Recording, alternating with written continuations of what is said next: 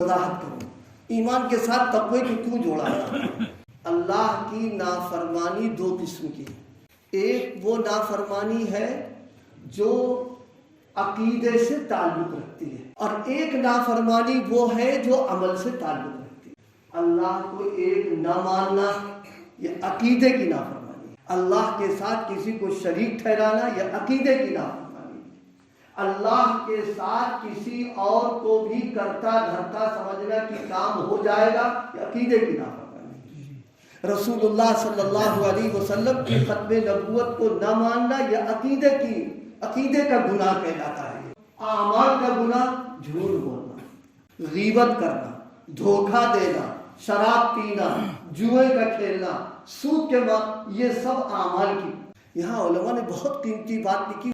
اللہ پاک نے ایمان کے ساتھ تقوی کو جو جوڑا ہے، اس جوڑ کر کے اللہ یہ بتانا چاہتا ہے کہ اے مومن بندے، تم نے ایمان قبول کر کے جو عقیدوں کے گناہ تھے سارے گناہوں سے تم نے توبہ کر لی۔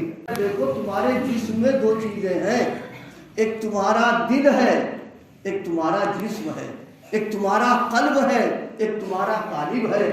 تم نے بدعقیدگیوں کے گناہ سے تم نے توبہ کر لی اور تم نے ایمان قبول کر لیا، تو دل تو تم نے میرے حوالے کر دیا، میرے حساب سے بنا لیا ہے۔ اعمال کے جتنے گناہ ہیں ان گناہوں سے بھی تم توبہ کرو، اور اسی کا نام تقویٰ ہے۔ تو اللہ پاک یا ایھا الذین آمنوا اتقوا اللہ سے قلب اور قالب دونوں کو چاہتے ہیں کہ تم مکمل ہمارے حوالے کر دو۔